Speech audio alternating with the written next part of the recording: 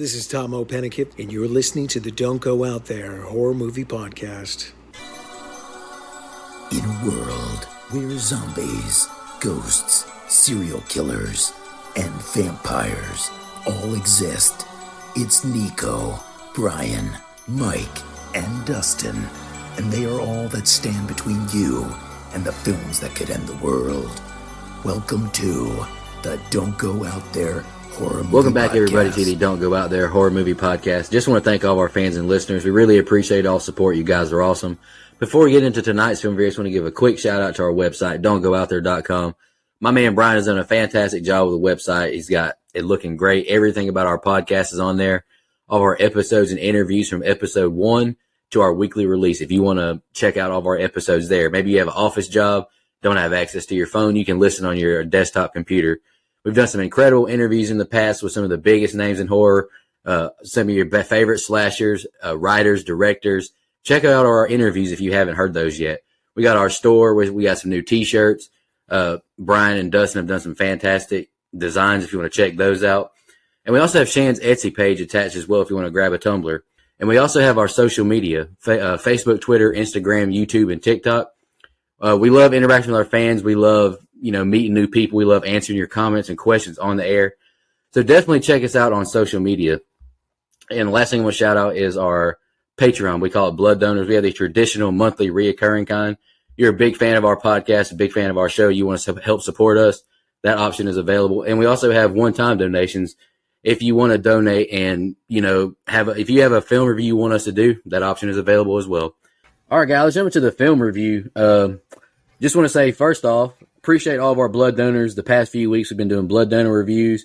Really appreciate y'all's donations. It means a lot to us. But tonight we're jumping into the January theme, which is there is no theme. We just pick whatever the hell we want to. And Brian is kicking us off with his pick, and he's picking a relatively new movie, and I believe it was 2023's horror movie of the year, according to Fangoria or whatever Dustin sent in the group chat the other day. Brian, what overdue? It's definitely overdue. Brian, what's your pick tonight? Was this 22 or 23? Maybe 22, released in 23. Gotcha. Got it. Well, I guess finished in 22. So I've been vocally A24's biggest critic. So far I've only liked Ex Machina, and The Witch of the stuff that I've seen that they've done. And by God, even a blind squirrel gets a nut every now and again. Is that a pause? I should be a pause, probably. Pause. Brother. Get your nut off. But to me, this one is far and away the best thing I've seen produced by A24. Like Dustin said, new year, new me, I guess. But this thing had a ton of hype, and to me, it was completely justified. We've done a ton of directorial debuts and directors that came from music videos. But I think this is the first movie we've done where the directors, Philippa Brothers, came from YouTube. Like, there's actually a quick little 1-minute video Fandango put out on YouTube about their journey. That's worth a watch. But this movie is so unique, and at least the stuff that I've seen to where it's like, okay, this is a horror movie in today's world with social media and this generation.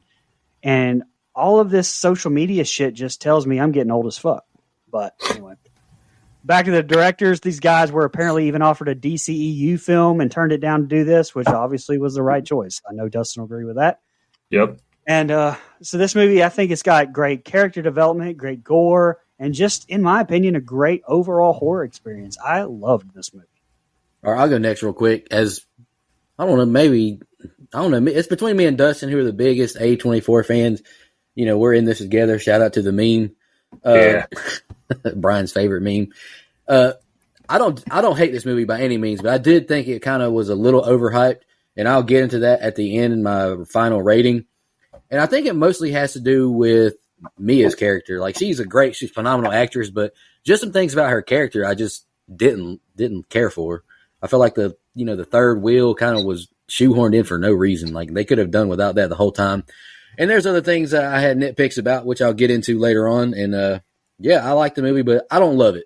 It was definitely not 2023's horror movie of the year for me personally. But go ahead, Dustin.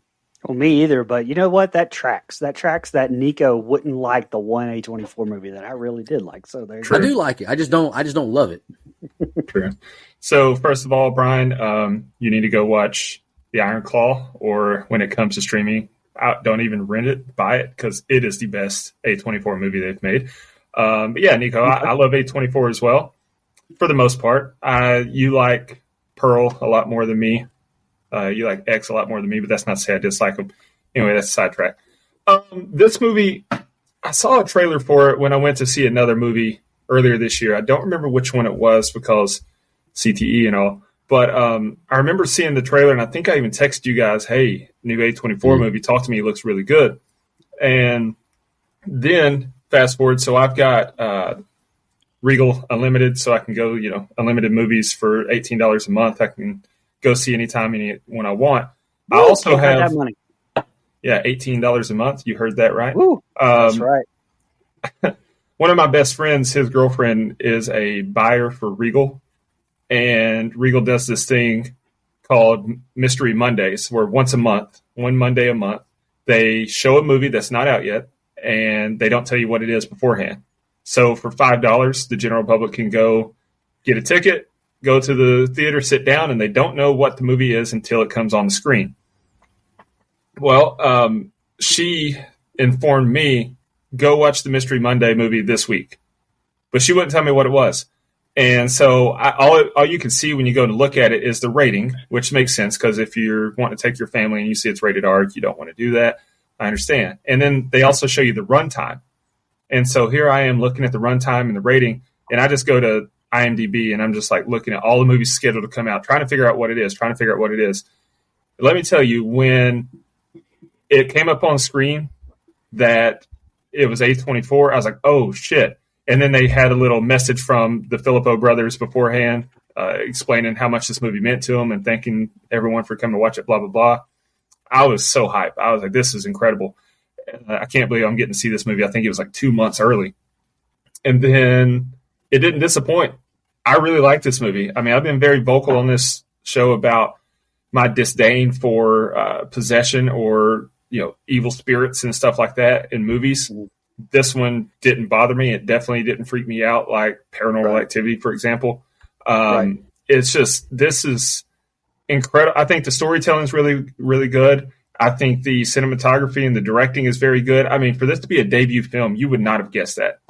Now, I get it that A24, this is not your typical directorial debut, I guess, because a lot of people go with a smaller production company or a smaller or even a bigger company, but they don't get the budget and the free reign that I think A24 allows. And, man, they knocked it out of the park. So I really like this movie. I do think I don't know that it was my horror movie of the year, 2023. I think I really love Scream 6. I saw some great ones. Nefarious had the best single performance that I saw. And Renfield was a lot of fun. But when I think about best movies of 2023, I mean, it's definitely in the top tier, upper echelon. That's fair. Any more opening thoughts before you jump into the scene by scene? No, sir. Mike's not with us tonight. Y'all keep him in your thoughts and prayers. He's having some things going on. We'll miss you tonight. All right, the film starts with Cole going to a huge house party looking for his brother Duckett. He asks partygoers if they've seen him, to no success. A woman cutting food tells him to get his brother under control. Cole breaks the bedroom door down, and we see Duckett shirtless with huge wounds on his back. Cole snaps on people trying to film them. He turns around and is stabbed in the chest. Duckett walks outside and stabs himself in the head with the butcher knife. I'll be honest, that opening scene when I first saw it in theaters shocked the hell out of me. Title card transitioned us to Mia, who is watching videos of her deceased mother. Her dad, Max, tells her aunt wants to speak with her. She asks Mia what her future plans are with school. Mia is washing dishes now, and her dad asks her some small talk questions. Mia gets a call from a boy asking for her to pick him up. Riley and James are making fun of a kid as James lights up a cigarette. Mia pulls up and scolds them for smoking. Mia and Riley jam out the chandelier until they pull up on a maimed kangaroo in the road. Riley says to put it out its misery, and Mia agrees. But the moment is too big, and she pisses down her leg. She swerves around the kangaroo to suffer. Mia goes into Jade's room, and they both mollywop her with a pillow, and Riley says he's snitching on Jade for not picking him up. Mia tells Jade about the dying kangaroo and calls her out for missing her calls. Mia tells Jade she wants to go to Haley's to see if these rituals are real. Mia wants Daniel, Jade's current boyfriend, to touch her Gucci. All right? Weird situationship between these three. Sue gets home and she apologizes to Mia for not making it to her mom's remembrance. Sue calls Jade out for sneaking out and questions her about Daniel. Lock your door on the way out, she tells Jade. The girls walk out the door and Riley waits for them. He says he'll snitch on her for not picking him up if he can't go. Mia watches more videos of the rituals as they head to Haley's party. And that's opening scenes. What do you think, Brian? Yeah, so I do like the cold open here with the brothers at the party. My only real complaint about it all would be that it feels a tad disconnected from the rest of the movie just because the rest of the movie is from Mia's point of view. So we only see stuff she sees. We don't find out stuff she knows. And obviously this isn't. What it does do, though, is establish quickly the realism I talked about at the start with people immediately pulling out their phones to film Duckett's episode. Nobody giving a shit to help. Nobody doing anything but filming it or streaming it. On another sidebar, seriously, fuck this generation, man. Humanity is doomed. But yeah, Nico, you're right. That opening kill was fantastic. Very, very shocking. Jarring, even. But the rest of this is just some character development here. I mean, especially on Mia. Straight from the director's mouth, this movie's about connections, real ones and false ones. And here shows Mia's disconnect, since her mom passed and gives you that backstory. Sophie Wilde, I think, is amazing in this and her performance all the way through. And I think she's a star in the making, because the backbone of this movie is based on her grief and loss, and her ability to portray that is such a huge part to not only the story, but to making this a believable movie. And to me, she puts on an amazing show throughout. It does do a great job of developing the close relationship and, foreshadowing the end with not being able to kill the kangaroo and put it out of its misery. Fun fact, this is actually all set in Adelaide, I think is how you say that, Australia. The hometown of Philippa brothers, like we talked about earlier. But pretty sure it was shot in Canada, but at least it was all set there. And listen, sometimes I give flowers, sometimes I shit on the cinematography. But, man, this is, to me, some of the best camera shots I've seen in a long-ass time. I don't know if it's the Philippa brothers or cinematographer Aaron McCliskey who deserves the props there, but there are some absolutely beautiful shots all throughout this movie. I mean, the way they shoot the dad in the background here with him blurred out of focus, again, symbolism, showing that disconnect. Stuff like that is shot like someone who has been in the business a long time and not like you talked about, Dustin, a directorial debut. That stood out big time to me throughout. Yeah, absolutely. You mentioned Adelaide, South Australia. I want to take a moment to shout out Rhea Ripley. That's her hometown. That is my muscle mommy queen. So if you're listening, I just need a moment of your time. Anyway, I really like the opening. We're dropped into a party where shit's already going down. The guy's frantically looking for his brother and finds him with cuts all over him, and he's talking about a conversation with their dead dad. And then, boom, our first two kills, or at least I thought. Turns out Cole didn't die. But anyway, the first stabbing is just so unexpected, and then the second one's just gnarly. He stabbed himself in the fucking face. Wild. I really like how we go from that to a very calm, normal, and unrelated scene with Mia to get to know her and her situation. We can tell she seems to be troubled, and even though she lives in a nice home, she clearly doesn't have the best home life. Then we meet Riley. They do a good job at introducing our characters. It doesn't feel forced. It doesn't feel rushed. And it also doesn't feel like it drags. So I really like that. Shout out to Chandelier by Sia, the little carpool karaoke we got there. Fun fact, that song was actually banned from Roosters in Knoxville because I'd play it multiple times a night and sing it at the top of the lungs with my boys while hammered. Elite song. Not every day we see a kangaroo dying in the road in a movie we cover. So there's also that. It was also a good scene to show Mia's character's conscience, and they did a good job later in the film at calling back to that. Got good dynamic between Mia and Jade. They do a good job at showing how close they are. Like it really is, and we hear it later in the film. She's not a friend; she's family. Great move by Riley to leverage Jade and to letting him sneak out with them. That's good sibling dynamic there. So I think they nailed that as well. It's just a very solid opening. All right, we're at the party now, and Haley calls them out for being an hour late. She doesn't seem thrilled seeing Riley or Mia. Mia acts awkwardly until Jade checks on her. Daniel arrives and Mia calls him ex-boyfriend and hugs the two of them. Haley makes it clear she doesn't like Mia, and she tells Jade she's flirting with her boyfriend. They start the ritual up now, and Mia volunteers to go first after seeing Jade hold Daniel's hand. They tell her after 90 seconds they'll want to stay in her. They strap Mia to the chair and light the candle. It opens the door and blowing it out closes it. They set the hand down in front of her and Mia holds the hand. She says, "Talk to me," and freaks out seeing a dead person in front of her. She's peer pressured into doing it again. "Talk to me." She sees the dead spirit. "I let you in." She snaps back and her eyes dilate. She's very loopy and silly acting now. She looks around and points, saying, "There he is." "They like you," she says to Riley, and she barks at Daniel. It sounds like she's drowning, and a door opens and slams. "He's behind you now," she tells Riley. Joss can't get the hand from Mia's hand, and she chants, "Run," to Riley. Riley is crying, and they finally get the hand from her. Mia comes to and laughs it off, saying it was amazing. Back at Jade and Riley's house, and Riley tries to sleep in his sister's bed. He's scared, but she denies him. He goes to the living room and gets in bed with Mia. She asks him if the hand thing scared him. She confesses she gets nightmares and tells of her recurring nightmare of not seeing her reflection in the mirror, like she doesn't exist. He asks how the hand thing felt. "Amazing, like I was glowing. I could feel and hear everything." He asks her how her mom died. She tells him she took too many sleeping pills by accident and her dad couldn't get the door open the next morning. She tried to get help but couldn't. Mia tells Riley she doesn't feel alone anymore as they lie in bed listening to the rain. We see a spooky hand take Riley's phone and rub his face. Next day at school, Jade asks Haley if she's busy tonight. Daniel wants to do the hand ritual. Party at Jade's, 10 p.m. All right, Brian, so next set of scenes, what do you think? First of all, did they ever tell like what Haley's problem with Mia was at the start of this?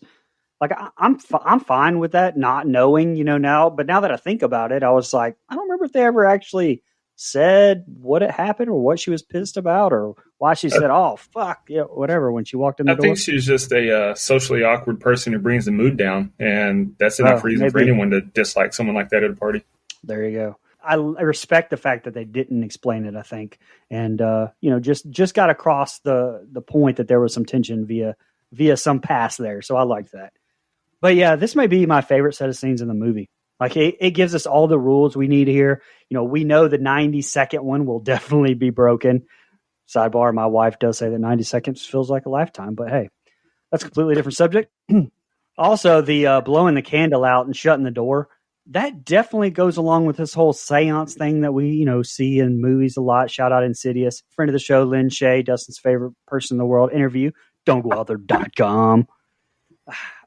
But yeah, like the old Ouija board movies and, teen parties used to be focused on, things like that. But yeah, everything about this party scene I love. Like I kind of touched on, it shows this new fucked up generation. And like the director said in the interview, it used to be don't go in the scary forest. But now it's okay, go in the scary forest, but film it for attention. And, this partly shows exactly that. It makes it relatable. Whether you're the one shooting everything for social media or if you're Mia and aren't attached to your phone and trying to talk to people and getting blown off because everyone's looking at their phones and ignoring basically life at a party. Deep shit there. These possession shots, I think, are absolutely amazing. The one shots going around the circle. And like I said earlier, with everything being shot through Mia's perspective, the Filippo brothers didn't linger on the ghosts. Beautiful shots, beautiful effects. Most everything is done practical, but you can see some of the visual effects on the irises in her pupils, especially here that grows, just subtly as time moves on and she's more and more possessed. The director said they originally had her have wavy hair like Mia was in water since she was possessed by that drowned lady as VFX, and they took it out because it seemed out of place in the realistic grounding of the movie, and I'm glad.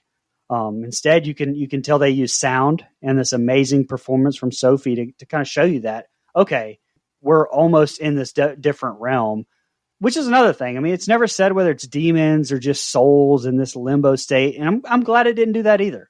I like it being up for interpretation in that regard. Like Dustin kind of mentioned at the beginning, it didn't bother him. And if this was a Ouija board movie and it was only, using demonic stuff, and that would bother me. And this just didn't. Last thing, and I'll shut up. There's a little goof here when Mia becomes possessed for the first time at the party, and exactly 20:41, I believe, 20 minutes and 41 seconds, the microphone of the film crew, it's visible in the lower right corner of the frame. So you'll never unsee that. More character development here throughout, including the foreshadowing nightmare of Mia's, but just an overall 10 of 10 group of scenes for me. I loved it. So the quote-unquote party, if you want to call it that, is lame as hell. These kids suck at having a good time. I really feel for Mia here. She's so socially awkward, doesn't fit in, and I do think Haley's a real asshole. She's too harsh towards her. I get what you're saying, though, Brian. They don't explain it, but that's just how I took it. They just explain it as she's wet fart at a party. Very creepy and vague introduction to the ritual. Shit, if I could talk. They bring out the hand. Brilliant design on that. They can make a killing in merchandising, selling replicas. It's just something so simple that any horror fan would want to have on their shelf. Shan's probably got 3 or 4 of them already, and Brian does too. One of the dead guys. Yeah, you can't hide it, brother. Look behind you. You can't see it if you're listening to us, but Brian has a Smithsonian collection behind him. Anyway, when the dead guy shows up, that's a pretty creepy moment. And Mia does a great job at showing how spooked she is. Really unsettling. The pupils dilate that large when they let the dead person in. Very good touch, along with how distressed the makeup is. I think that it's a great look when they let them in. Of course, they go over 90 seconds the first time. That's a little too convenient with me, a little bit of a nitpick I have. I would have rather they do it a couple times with Mia, and maybe Mia's second or even third time is when she has trouble letting it go. Just seems like kind of rushed there, because if you go over the first time, I don't know how much of a hurry I would have been to do it again, especially because they put such an emphasis on if you go over 90 seconds, they're in you forever and they won't leave. I like Riley being so scared and needing to sleep with someone afterwards. Good added layer to show how terrifying of an experience it is, and gives us a chance to hear Mia talk about it more. And we get to hear her side of the backstory of her mom's death in a way that feels pretty natural. It also shows Riley's vulnerability at his age. Very creepy seeing the dead, soggy hand touch Riley's face after Mia took his AirPods out. This is another great set of scenes with some action that sets up our story. All right. This set of scenes is probably my favorite in the movie. Daniel knocks on the door and Sue slams the door in his face. She tells Jade they better not be having a party. She questions Daniel and says he's good, as he denies the party claim. She questions Riley and James now, and they both deny it as well. Sue barges in the room and tells me if there's a party, she's banned from their house, and says to Daniel her daughter's vagina is off limits. That night we see them getting the room set up for the hand ritual. Haley throws a cigarette on the floor and gets a drink. Mia asks where they got the hand. He says it's the hand of a psychic and embalmed. He says there's an actual hand in there that was connected to the dead. You know, white people shit. Haley says it's the hand of a Satanist. Josh straps Daniel to the chair and he asks Jade to film him. He grabs the hand. Talk to me. I let you in. His head snaps back and he's choking. Jade tells Haley to stop it, but she holds them off. Daniel looks at Jade. He says he hates when you touch him. You make him soft. He moans and looks at Mia deviantly. He starts touching his body until the chair falls over. The dog walks over and makes out with Daniel. They get the hand free and Daniel is embarrassed. He tells Haley to delete it, but she says she's posting it. Haley asks Jade if she wants to go. Mia volunteers to go, but her thought dog must go and no cameras. We get a montage of several participants doing the hand ritual, having fun seemingly. Josh says this shit never gets old, as Riley and James want a shot, but Jade tells him no. Mia suggests maybe only 60 seconds. Mia says she doesn't have to be a bitch on all things Riley, and he says you just want to suck Daniel's dick. You don't give a shit about anyone else. She calls him out for being scared, and they both admit they don't like each other. Haley calls Jade boring, and she storms out. Daniel chases after her, and Riley begs for 60 seconds. Mia suggests 50, and they strap Riley to the chair. Haley says she'll time it, and Riley gets scared, seeing the spirit after saying, talk to me. Mia comforts him, and he says, I let you in. His head snaps back, and he says, I'm so sorry. I never want to hurt you. I miss you so much, me. Mia realizes that's her mom. Haley says it's been 50 seconds, but Mia wants to talk to her mom more. Riley begins banging his head on the table and tries to rip his eye out. The chair slides into the wall, shattering the window. He bangs his head against a desk now, and Jade uses her hand to block his last head blow. They get Riley free, and Mia stands in shock. She walks out stoically. She sees a ghostly figure appear and disappear from behind the door. She's washing blood off her hands as police question them, and Jade lets their mom know what happened. All right, Brian's next set of scenes. What do you think? So I absolutely love the start of the set of scenes with the mom trying to find out if there's a party, the back and forth with everybody from, if there's a party tonight, on God, I'm going to punch you in the face. That sounds like my exact dialogue with my 14-year-old son. And you, my daughter's vagina, prohibited. Like just some amazing writing there from everybody involved. It felt realistic. I loved everything about it. I also loved how we get Daniel's possession, but we are again seeing it through Mia's point of view, where we aren't seeing the ghost demon thing. We are only seeing it from the outside.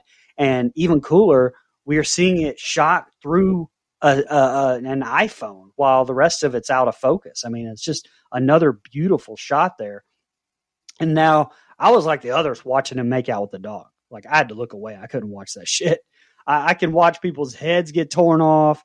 That made me want to throw up, though. I'll say that.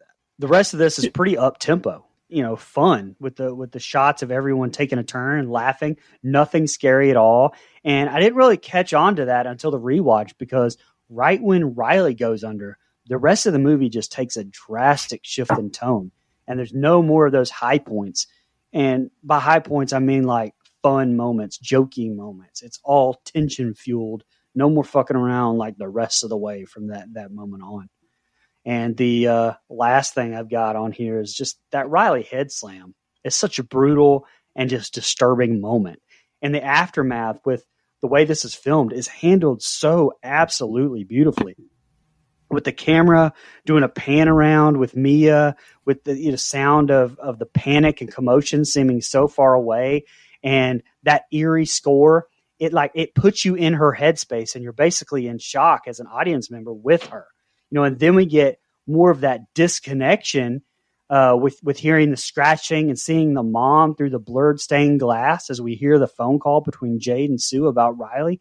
Man, this is another fantastic group of scenes. Go ahead, Dustin. I love Sue grilling Daniel and then asking Riley about the party. That's good stuff. Really liked her telling Mia to stay off the weed like she's Stephen A. Smith, and then telling Daniel that Jade's legs are closed for business. That's some funny mother dialogue there. I liked hearing the story of the hand. Makes it make a little bit more sense as far as why it does what it does. And then talk about making a girl feel bad about herself. He looks right at Jade and tells her she makes Daniel's penis soft, and then has an orgasm in front of everyone while Frenching the dog. And he doesn't even kiss Jade yet. They got to break up after that. How do you come back from that? It was funny when Mia said, get the thought dog out. Dialogue in this movie is pretty solid. That's good. During this montage is when I think Mia should have had trouble letting go of the hand. It would have made more sense to me. It was like, I don't know why you would go back, and do it that quickly. Mia really overstepped by siding with Riley there, but a real dumb decision by Jade to leave the room. What did she think would happen? Like, you're the ones responsible for your little brother. Everyone else in the room wants to let him do it, and then you leave. So kind of on her. Gut-wrenching when it turns out it's Mia's mom, because Mia misses her mom, but also because, of course, she wouldn't want it to stop at 50 seconds. And then Riley did a number on himself. It was like in Liar Liar when Fletcher was kicking his own ass. Then Mia sees her mom outside the door, and that was tough. So I get why she had to have, held on for too long earlier in the movie, so that would make more sense. But I would have changed the timing of that. I don't want to harp on that, but there's really not much for me to nitpick. This is another good set of scenes. Max and Mia get to their house, and Max asks what happened. She says she doesn't know, and they both wish they were more honest to each other. She thinks he's holding back info on her mom from her. Mia goes to her room, revealing she has the hand. She orders Australia's version of an Uber and makes it to the hospital to visit Riley. Jade tells her she doesn't want her here, and Sue stops her from seeing Riley too. She asks if she gave him something, and she denies it, and asks what her son did to her. She threatens to call the police if she tries to come back. Mia walks through the hospital, and she sees her mother. She follows her into a bathroom. Doors begin to slam, and she hears scratching coming from a stall. A woman's voice begs for help, and Mia knocks the door open, but no one is there. Mia walks out, and Daniel stops her in the stairs, checking on her. They're driving home, and Daniel asks her if her dad's pissed. He says he's going to his cousin's. His parents can't know. Mia says he can crash at her house, but he says it might be weird if he stays there. She says they're friends. It's not illegal, and she doesn't want to be alone. Daniel doesn't think she spoke to her mom, but Mia says it was, and knew her nickname. Mia wants to check, but Daniel says he's never doing the hand ritual again. He sees the carving he did in her room, and they reminisce. He pulls his hand away from Mia. As you can see, she still likes him. Jade walks out to the car and sits with her mom, who's hotboxing a cigarette. Sue pulls her hand away from Jade, who's clearly distraught. Daniel is passed out as Mia watches videos of she and her mother. Mia turns her phone off, tearing up. She rolls over and lies next to Daniel's leg. She wakes up and it's light out, and she kisses Daniel. We hear a loud banging on a door, and we see Max dragging Rhea's body out the room. Mia sees her bloody hands and broken fingernails. She sits up and sees a spirit in the corner of the room. It crawls towards the bed and begins sucking on Daniel's foot, which got a huge pop out of me in the movie theater. Mia yells for Daniel to wake up. Daniel awakes, seeing Mia was sucking on his toes. She says whatever they contacted us followed us, and he storms out of the house. She begins smacking herself and hitting the walls. She lights a candle and holds the hand, saying, "Please, Mom, talk to me." She sees her mother sitting in front of her now. Mia asks if she killed herself. "Not on purpose," she says. "I'd never want to leave you, ever." Rhea tells her Riley needs help, and Mia gets into bed with her mother holding her. All right, Brian, next set of scenes, what'd you think? Look, sucking on toes is insane behavior. I'm pretty sure that's how you get AIDS. Anyway, set of scenes is hard to watch and from a human perspective to me. So, and let me explain what I mean. Like, for example, Sue being so pissed at Mia, totally justified. Like, her talking to Mia the way she did, totally justified. I mean, she's freaking out with her son looking the way that he does on a bed while none of these teenagers will tell her what really the fuck happened. Completely get that. But it's hard to watch because, I mean, you're seeing this from Mia's point of view. So already you know how disconnected she feels.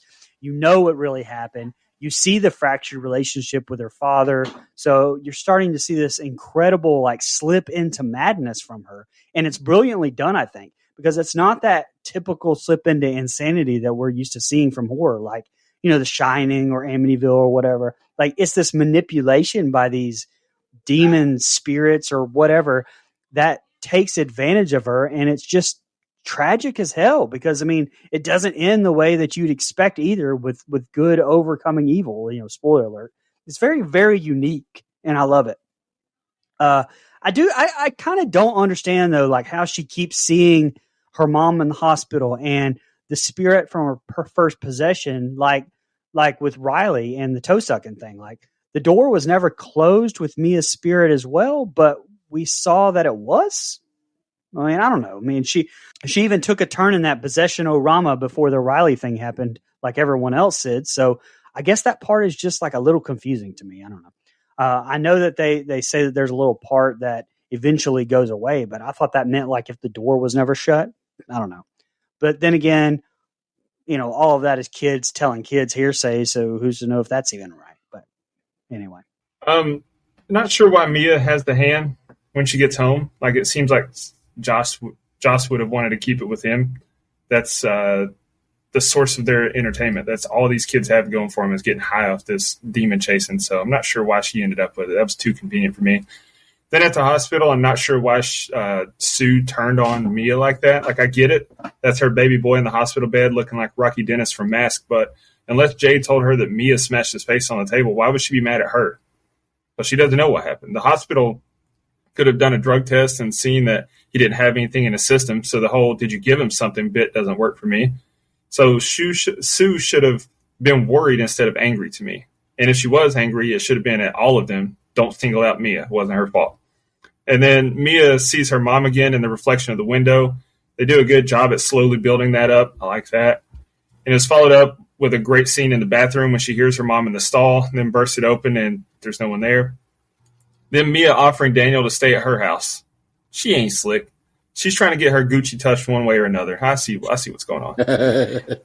Sad stuff when Mia's watching the video with her and her mom on her phone. Losing a parent is rough, by far the hardest thing I've ever been through, so that fucked with me. Trippy-ass dream sequence follows where she goes from kissing Daniel to having blood and wood under her fingertips, and it's creepy as hell when she wakes up and there's someone sitting in the corner in her room. But it gets even worse. She's got Daniel's foot in her mouth. Fucking gross. And what's she talking about? No, I wasn't. Bitch, you can't tell from the taste in your mouth that you were on some freak shit. You got a foot in your mouth. I'd probably beat the hell out of myself, too, if I was sucking feet. Terrible, terrible decision to do the ritual alone. I get missing your mom. Truly, I do. But that's a risk you can't take. And her mom saying Riley needs help is an oh shit moment because you almost forget about Riley in this moment. You're so far, for lack of a better term, sucked into what's going on in this bedroom that you kind of forget about Riley a little bit.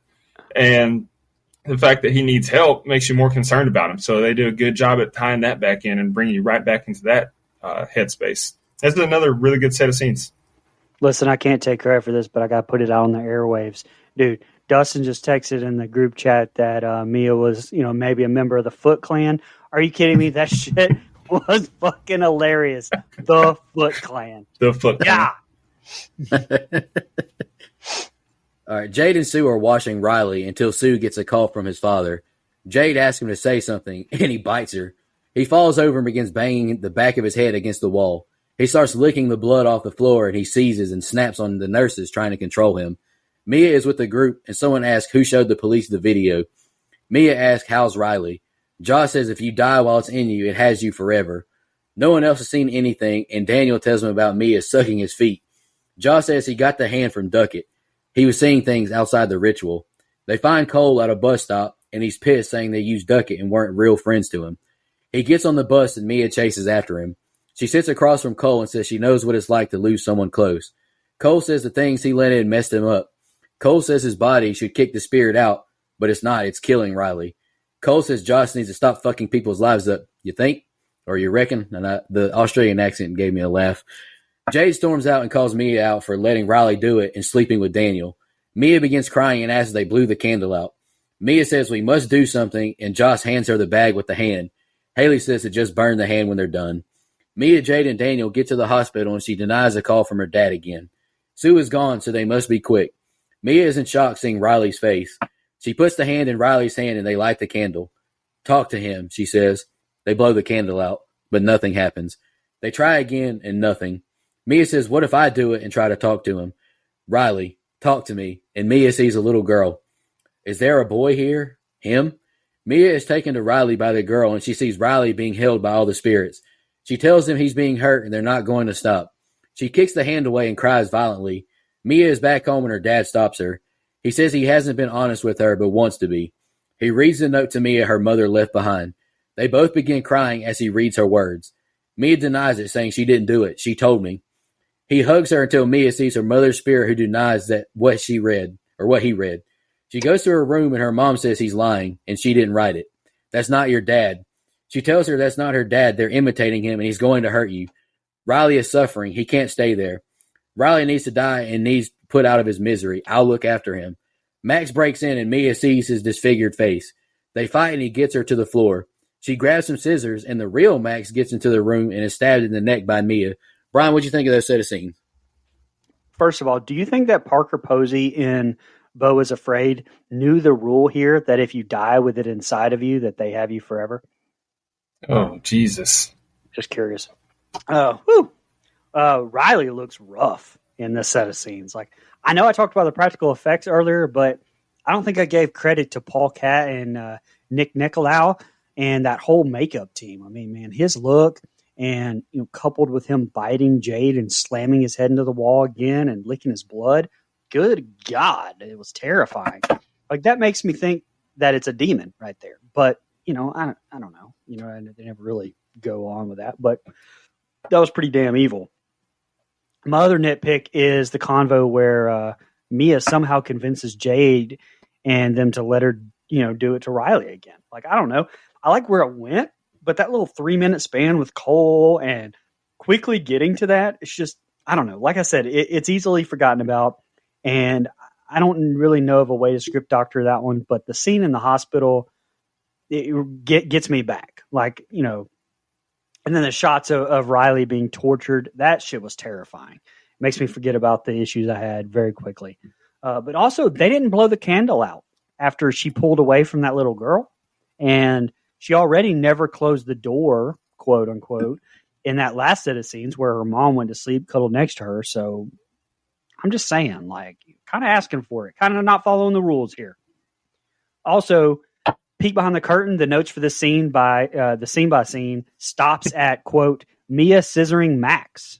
And whoa, Nico, that wording was wild. Like, I'll just say that. That's wild, my man. And I will say, though, showing the real Max, I kind of wish they hadn't in this set of scenes. Like, I wish they would have only shown you the fake Max until the banging on the door trying to get in. Like, it kind of gives it away. You kind of know what's coming at that point. You kind of know she's going to kill the wrong guy on purpose, on accident. I mean, go ahead. Yeah, I agree with that. Well, we heard Riley needs help, and then the little shit goes insane in the shower. Holy shit, man, that was intense. Daniel, my boy, you got to work on your lying. Don't tell your girlfriend that another girl was sucking your feet. Say Mia saw things in her dream, but you didn't see it. Deny, deny, deny. Do not volunteer that information. You're just asking to get dumped. Real shitty move by Haley to throw Mia under the bus like that. We didn't decide anything. You did. Bitch. Pretty big leap in logic for Mia to assume his spirit is disconnected from his body. Like, honestly, that makes no sense that she would know to think that quickly, honestly. Very disturbing that the little girl takes Mia to Riley in what I assume is hell. Didn't like that one bit. That was a very uncomfortable scene, but was very well shot. Very tough scene when Max reads the letter to Mia, and then unsettling when she sees her mom and hears it's not true.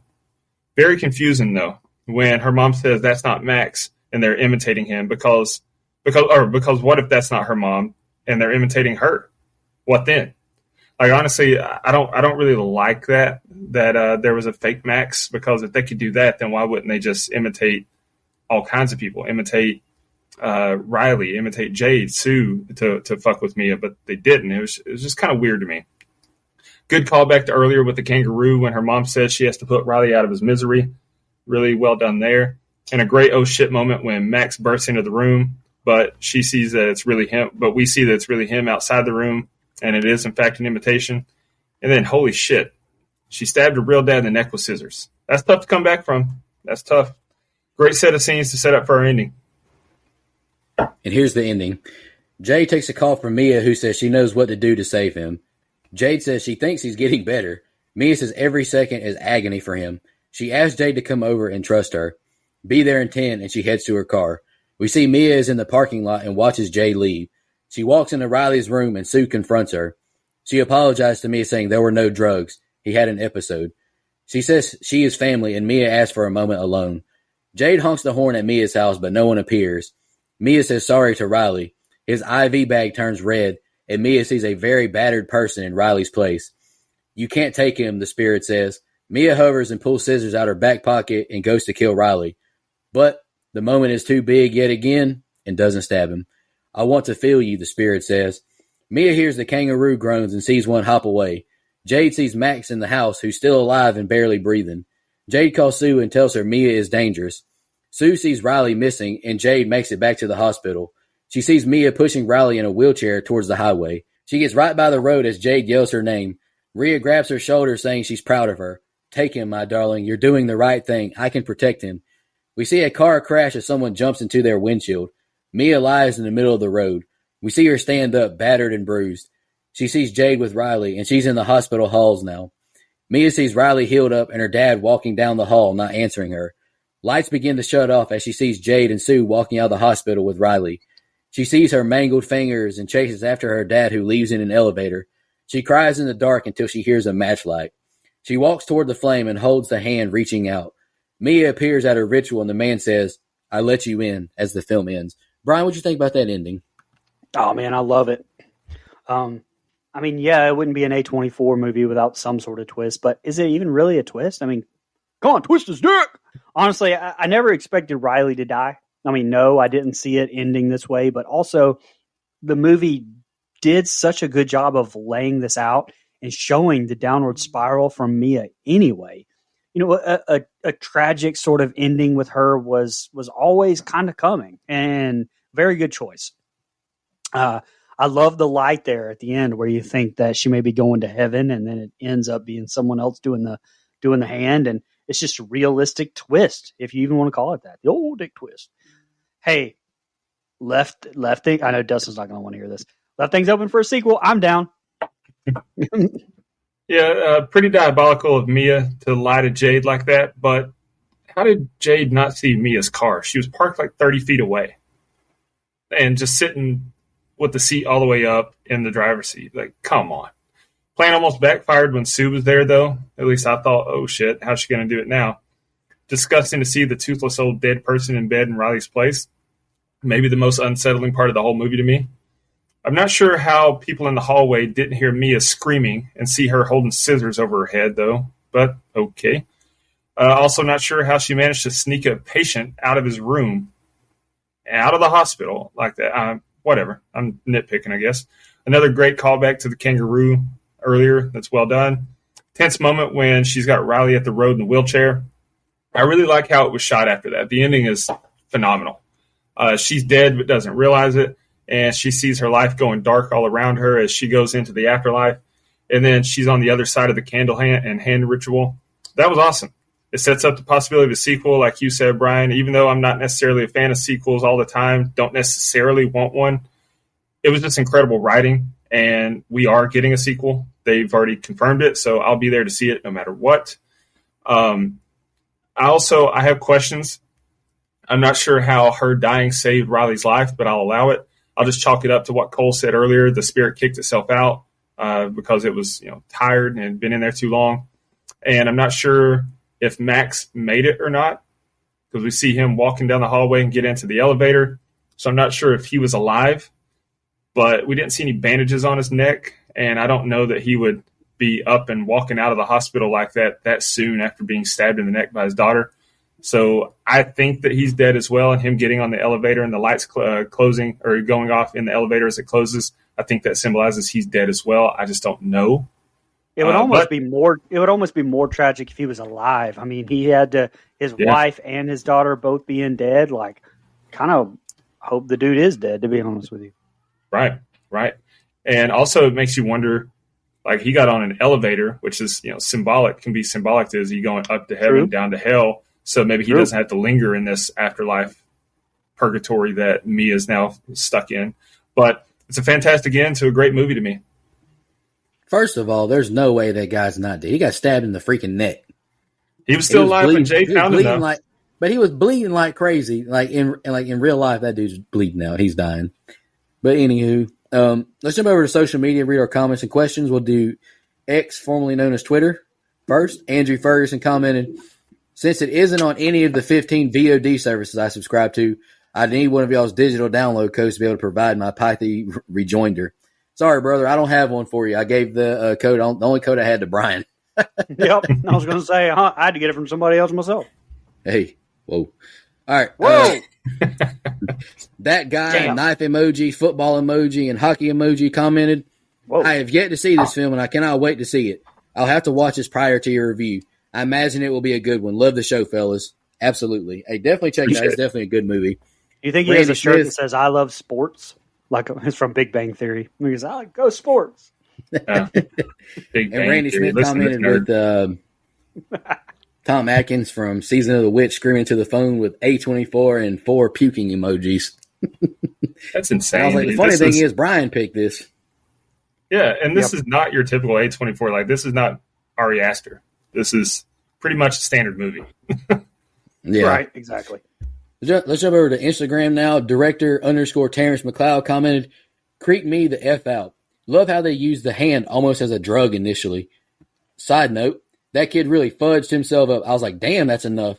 Overall, good film. Loved how she ended up being on the inside. Keep up the good work, fellas. My go-to movie podcast. Fire emojis. Love the cinematography. Laughing emojis. Insider joke. I love that. Thanks, guys. Appreciate it. Jesse Kraft commented, yes, one of the better modern horror movies. Enjoyed it, even though the ending was predictable. That's fair. Horror Chick 37 commented, going to listen to the podcast and then decide if it's worth a watch. Laughing emoji. That's the amount of trust I put into you guys. Nice. Appreciate that, but we always encourage people, watch the movie, then listen to us. Yeah. Don't Not me. spoil it. Listen to us. Spoil that shit first. I'll jump over to Facebook. Joe Swinford comment, I'll give it props for doing something new and different, but not my favorite of the year. I'm with you, Joe. Michelle Mirza commented, I saw this in the theater and really enjoyed it. I give it a lot of credit for doing something original. See, listen, Hollywood, people want original. Cheyenne, see, I got her name right this week. Cheyenne Turner, probably in my opinion, the best horror movie from 2023. My daughter and her friend were jumping out of their seats. It was something new, different, looked beautiful, well acted, and some parts were fucking scary. Hell yeah. Dex Cole commented, dude, this movie was great. Not just from a creepy perspective, but I really feel it had a message of peer pressures and other elements. Happy New Year's, boys. Thanks for making my days at work go by. And then I replied, thanks for listening, Dex, a.k.a. hashtag Dustin's burner account.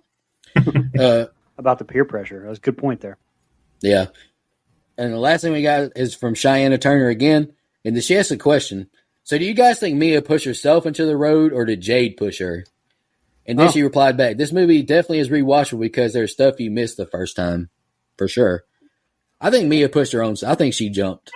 I think so too, but I mean, they leave it up for interpretation, but it's also, I don't think it's crucial to know it one way or another, because I could definitely see Jade doing it. She gets down there and she sees her brother hanging over the ledge of the bypass there, or the interstate exit ramp, whatever the hell that was. I could see her be like, no, and like shoving her out of the way to get to Riley. But also, I mean, she was right there at the road. She was going to do it to someone. I don't know. Right. I think it was smarter than to leave it ambiguous because, either way, I don't know if you win with that. If you make it either way and show it, I think leaving it ambiguous is the way to go. I agree, but I do think that she jumped herself. Y'all got any fun facts you want to share? When asked if he would make a sequel, director Danny Filippo said, "Oh my gosh, yes, A24 would need the first one to be successful, though. Ha ha ha! Help me." Well, I think we know how that turned out. And I don't have the budget. Don't know what the budget is, but this is the second highest grossing film in A24's history as of 2023. I got just a couple. So 6 hands were made for the movie. Should any of them happen to get damaged or broken, 2 of them were broken and 1 is missing. And director Danny Filippo kept 1 of the hands. The film was banned in Kuwait due to the appearance of trans actor Zoe Terakis. I'm not sure how to say their name, but that's it. And then as far as the budget, since Money Mike's not here, I've got it. You don't have to remind me.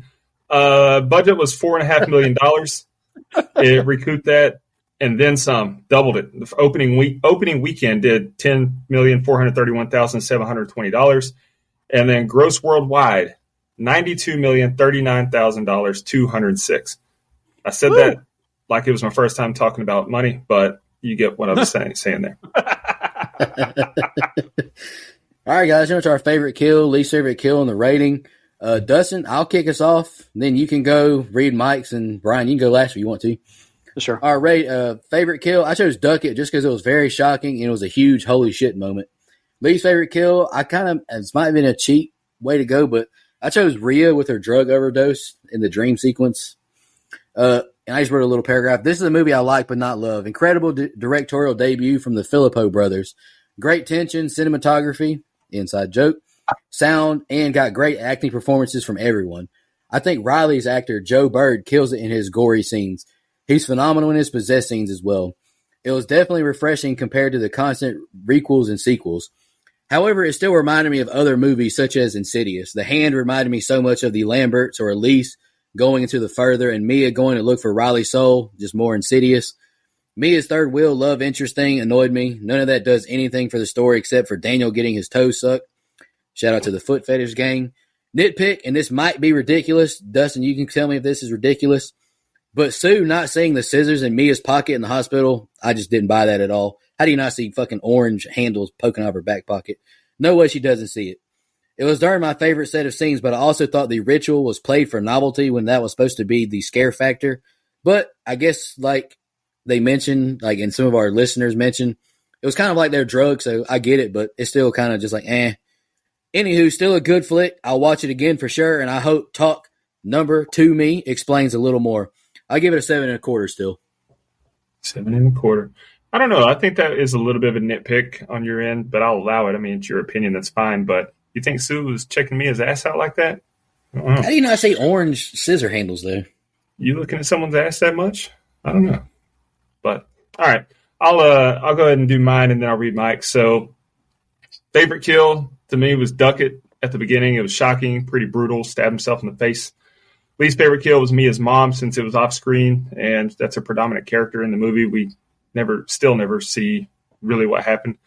As far as my closing thoughts and rating, what a debut film from the Filippo brothers. Acting was great. Cinematography was great. Story was a fresh take. It wasn't necessarily a fresh idea, because, I mean, we've seen movies with similar plots and everything, but it's a fresh take on it. And like you mentioned, Brian, with the social media and all that, everyone having their phone out at the party. I really enjoyed it. I highly recommend this movie. I give it a 9. And then let's jump over and I'll read what Mike says. Mike says, I really wanted to Talk to Me more than I did. I think it's a visually stunning film, and I think the concept is cool, but I liken it to the movie Oculus, which, if you remember, I didn't love because I don't think mirrors are scary. I don't think that possessed hand statues are scary either, but there are positives. I think the acting is top notch, and I already mentioned the visuals. I think this. I think some of the dream, for lack of a better word, sequences run too long, and I thought the ending was a little predictable for an A24 film. I give the movie a 6.5. I like it, but it's not something I think I'll rewatch on purpose. All right. I wish Mike was here because I want to ask him why he thinks the hand was possessed. Anyway, my favorite kill was Duckett stabbed to the face at the start. And my least favorite kill, I actually put Mia because we don't really see it because of the twisted dick that we get. But just really quickly, I loved seeing a horror movie that, like I said, it had good character development and was an A24 film that wasn't a complete fucking clusterfuck of a script and actually had some heart to it. I loved it. It's by far my favorite A24 film, and I'm giving it a 9.25. 9.25. All right, that gives us a composite score of an 8. IMDb has it as a 7.1. Pretty damn close. Pretty damn close. I'm just going to add one more thought that I forgot to write down. It also reminded me of another horror movie called Truth or Dare. It's like some shit happens and they have to go back to the original person that they got it from. And like you guys mentioned, this is a fresh take on a formula we've seen before, but it's just kind of a little bit of a nitpick, but nothing major. It's still a good movie, and I'm looking forward to the sequel. Let's shout out our blood donors, and we'll announce Mike's pick for next week. Hope he's doing all right. We'll shout out Randy Smith, Final God donor. Go check his review out. We did it last week. Halloween 3, Season of the Witch. Dustin can't stop talking about how much he loves the Silver Shamrock song. Camper Level Reoccurring, Clayton J, Nina, Michelle Mirza, the Horror Movie Crew podcast, Alex Seligson, Eric Doolittle, Sean Irwin, Kelsey Miller, my boy CJ, Christopher James, and Michael Evans. Camp Counselor Reoccurring, Edwin Hernandez Gunn, Joe Swinford, Kylie Denise, all the way from Australia, Adrian Aiello, Karen, Brian Samick, Andrew Ferguson, Matt Strickland, and Brooke Maley. Really appreciate all of our blood donors. It means a lot to us. Yes. I'll go ahead and announce Mike's pick for next week.